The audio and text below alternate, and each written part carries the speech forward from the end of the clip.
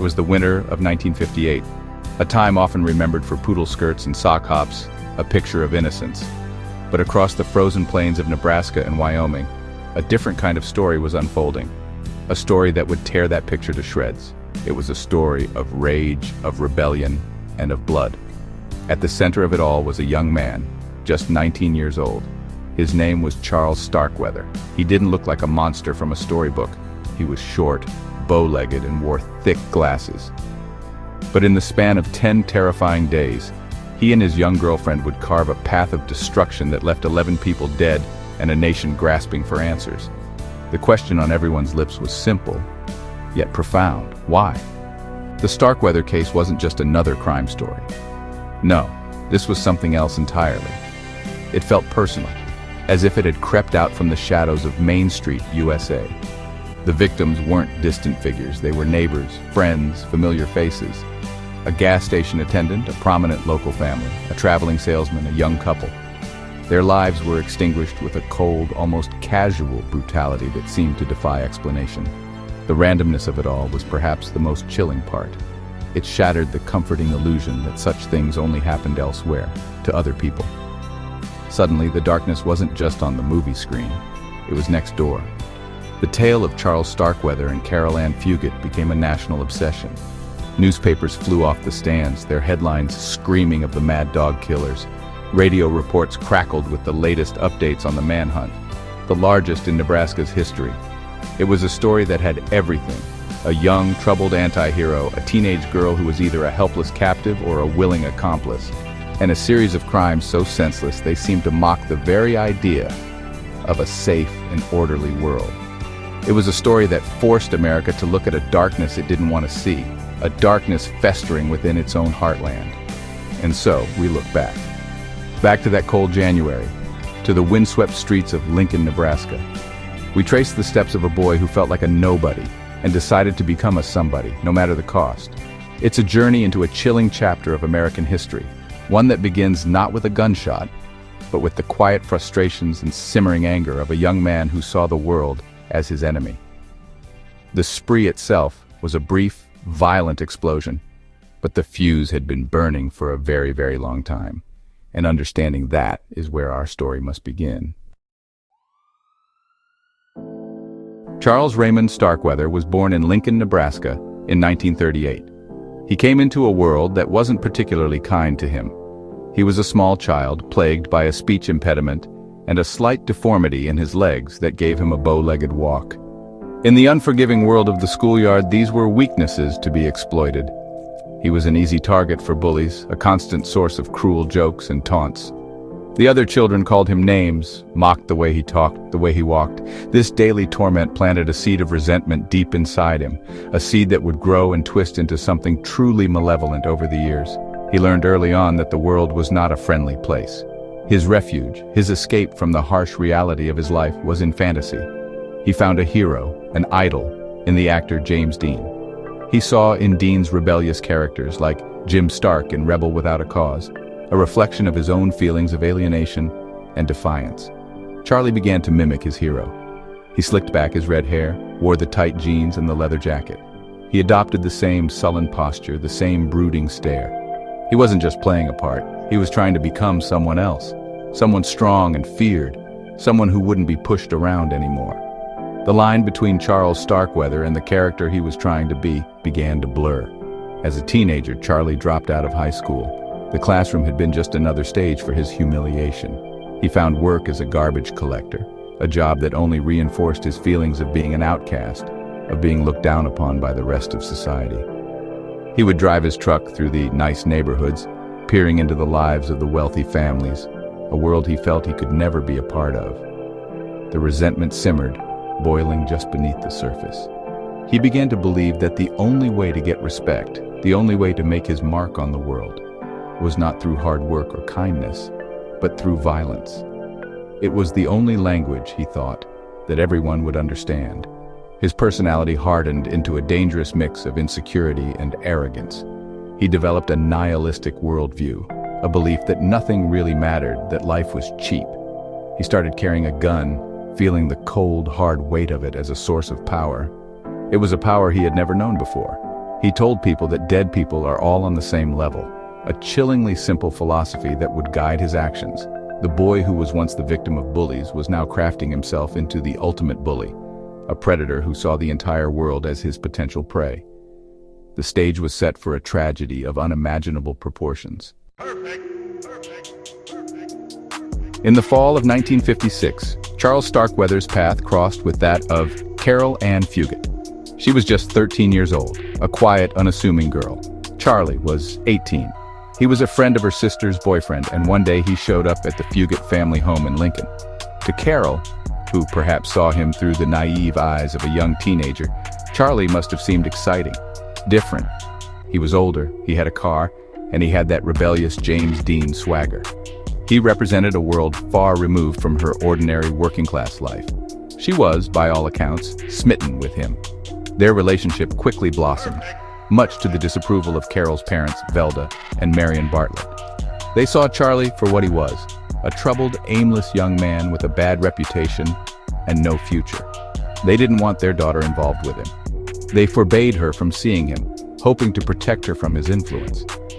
But their disapproval only seemed to strengthen the bond between the two teenagers. For Charlie, Carol was someone who looked up to him, who didn't judge him. She was his girl, and in his mind, anyone who tried to keep them apart was an enemy. Their parents' opposition became just another grievance in his long list of resentments against the world. The dynamic between them was complex. Charlie was clearly the dominant figure in the relationship. He was the one with the ideas, the anger, the drive. He taught Carol how to drive, and he reportedly taught her how to shoot a .22 rifle. To the outside world, he was shaping her in his own image, pulling her deeper into his dark and isolated world. Whether she was a willing participant in this transformation, or a frightened child caught in the orbit of a dangerous man, would become the central, unanswerable question of the entire saga. Their love story, if it could be called that, was built on a foundation of defiance and a shared sense of being outsiders. This relationship became the catalyst for everything that followed.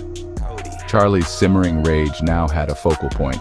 It wasn't just about him against the world anymore. It was about them against the world. His desire to be with Carol, and the obstacles her parents placed in their way, became the final straw. He felt they were trying to take the one good thing in his life away from him. This perceived injustice, layered on top of a lifetime of feeling wronged and disrespected, would soon push him over the edge. The love story was about to turn into a horror story, and Carol's family would be the first to find themselves in its path. The violence didn't begin with the infamous spree. It started a month earlier, on a cold night in December 1957.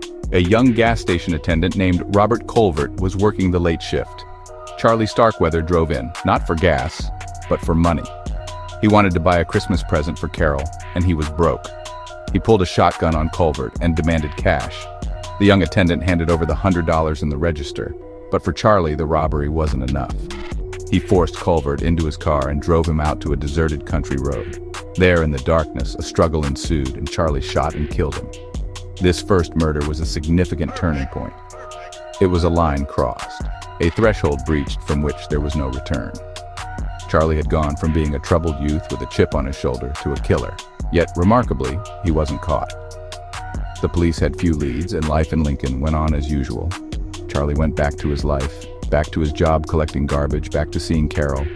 On the surface, nothing had changed. But underneath, something fundamental had shifted within him. He had taken a life and gotten away with it. The act, rather than filling him with remorse, seemed to empower him. The murder of Robert Colvert set a grim precedent. It was senseless, born of a petty desire for a small amount of cash. It demonstrated Charlie's capacity for extreme violence and his chilling lack of empathy. He would later claim that he had never killed anyone before that night. But now that he had, he felt a strange sense of power. The world had pushed him around his whole life, and now he was pushing back in the most final and terrible way imaginable.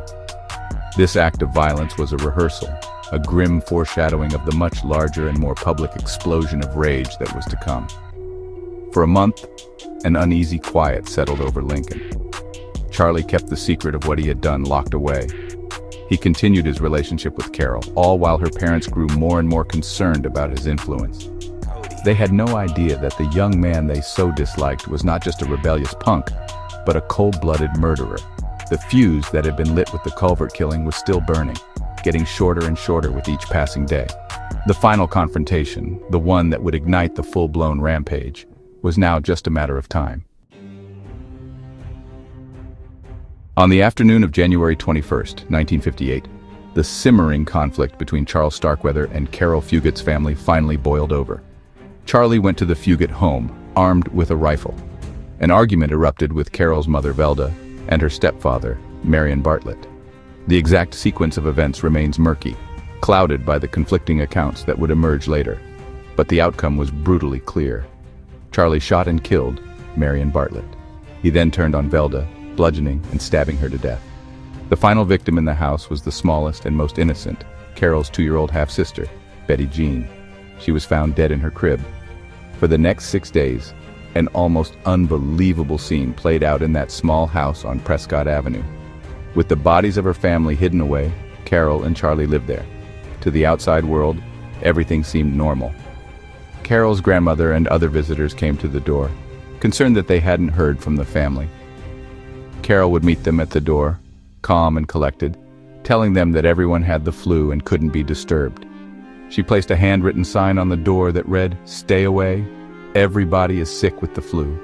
The note, with its chillingly ambiguous wording, served to keep the world at bay while the 2 teenagers lived alongside the dead. What happened inside that house during those 6 days is a matter of intense speculation. Was Carol a terrified hostage, forced to play along under the threat of death? Or was she a willing partner, helping Charlie cover up the horrific crimes he had just committed against her own family?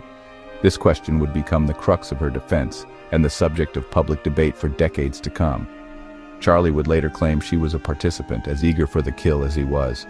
Carol would maintain that she was paralyzed by fear, doing whatever Charlie told her to do to survive. The truth perhaps lies somewhere in the unknowable space between their 2 stories. The bizarre charade couldn't last forever. As the days wore on, the risk of discovery grew. The quiet street was becoming too small for their terrible secret. The house that was once Carol's home had become a tomb and a prison. On January 27th, they knew they had to leave. They packed some things, got into Charlie's car, and drove away from the house on Prescott Avenue, leaving behind the first 3 victims of their now infamous spree. They were on the run with no destination and no plan, other than to stay ahead of the law. The trail of terror across Nebraska was about to begin in earnest. Leaving the house of horrors behind them, Charles and Carol sought refuge at a place Charlie knew well, a farm belonging to August Meyer, a 70-year-old family friend. Their visit was brief and brutal. Charlie knew Meyer had guns and money. An altercation broke out, and Charlie shot and killed the old man with his shotgun. He also killed Meyer's dog. The pattern was becoming terrifyingly clear. Anyone who was in their path, anyone who represented an obstacle or an opportunity, was in mortal danger. They took some food and Meyer's guns and fled into the cold Nebraska landscape, their desperation and violence escalating with each passing hour. Their flight from the Meyer farm led them down a muddy, isolated road where their car got stuck. It was there that they encountered their next victims, a young couple full of life and promise. Robert Jensen, a 17-year-old high school student, and his 16-year-old girlfriend, Carol King, made the fatal mistake of stopping to offer help to the stranded pair. Charlie saw not saviors, but an opportunity. He forced the couple into their own car at gunpoint. He drove them to an abandoned storm cellar, a place of darkness and despair. There he robbed them, and then, with chilling finality, he shot them both, killing them. The murders of Jensen and King were particularly shocking to the public. They were so young, so innocent. Their only crime was an act of kindness. The news sent a fresh wave of panic across the state. By now, the police had discovered the bodies at the Fugate home, and the connection was made. A massive manhunt was underway, but Starkweather and Fugate were always one step ahead.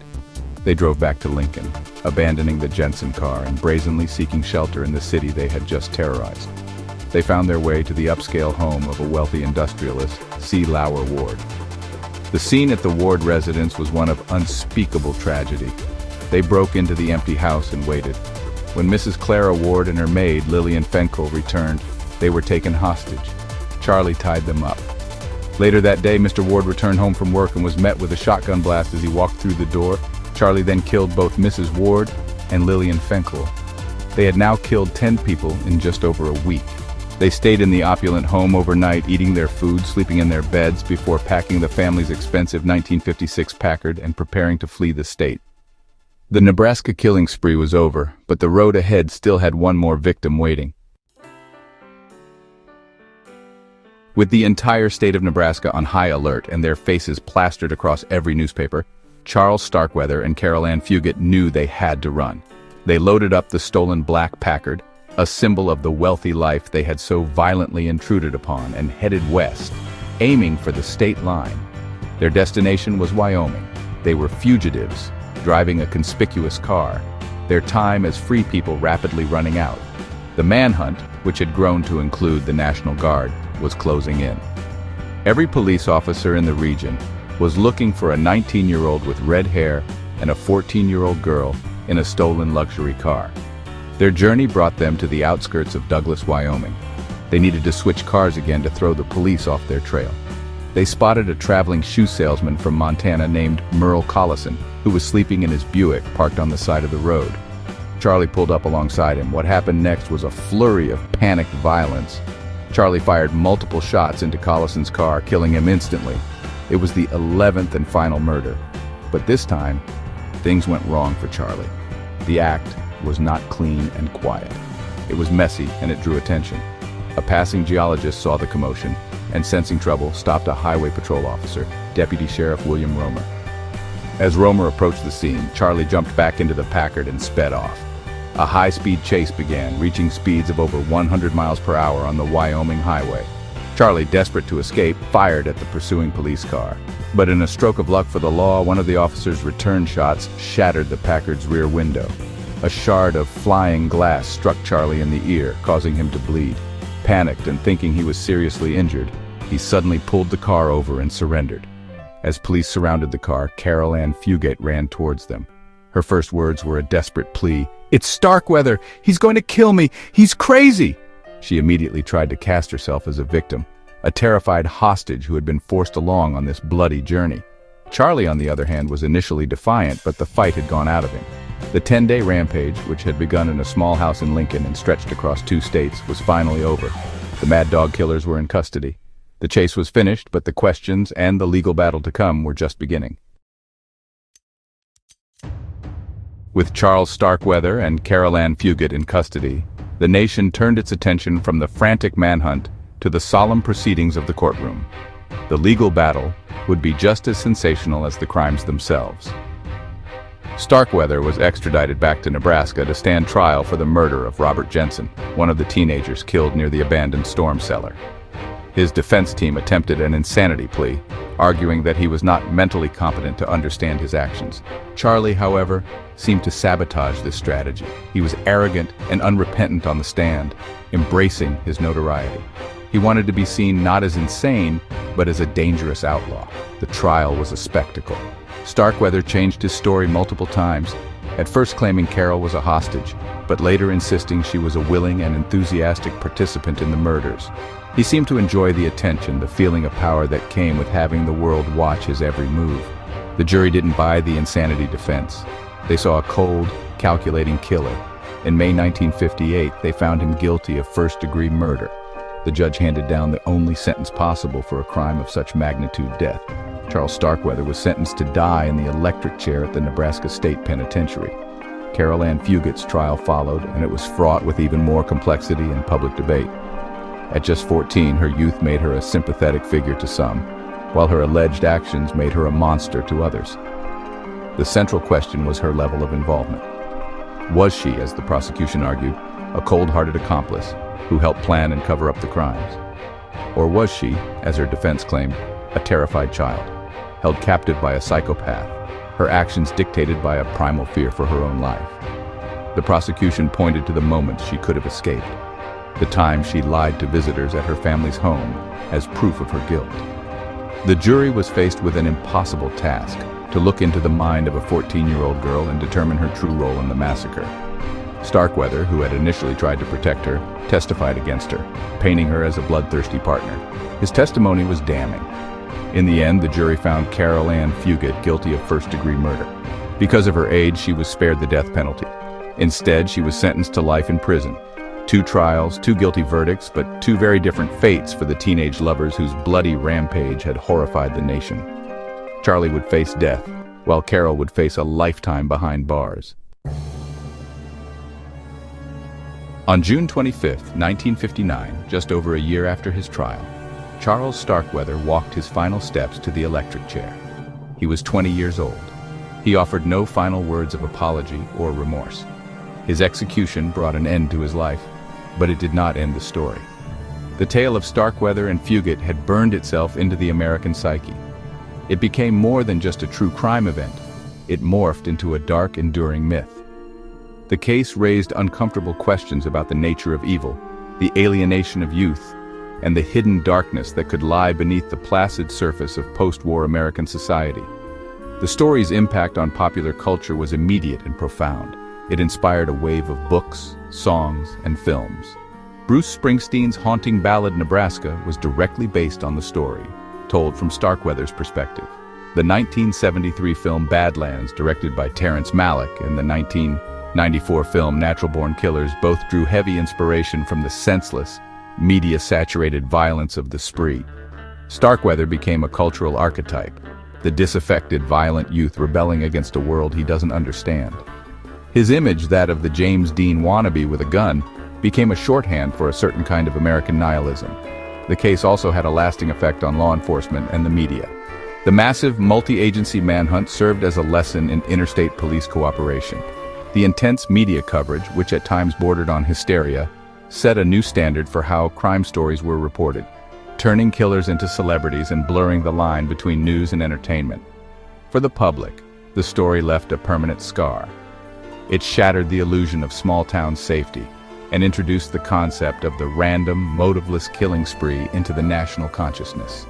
The fear that it could happen anywhere, to anyone, lingered long after the headlines faded. Carol Ann Fugate, for her part, served 17.5 years of her life sentence. She was a model prisoner and was paroled in 1976. She moved away, changed her name, and has lived a quiet life ever since, consistently maintaining her innocence and her status as Starkweather's first victim. But the debate over her role has never truly ended. The chilling tale of Charles Starkweather's rampage remains a cautionary story, a disturbing reminder of how a storm of rage, resentment, and twisted love can gather and erupt, leaving a legacy of sorrow and fear that echoes through the decades.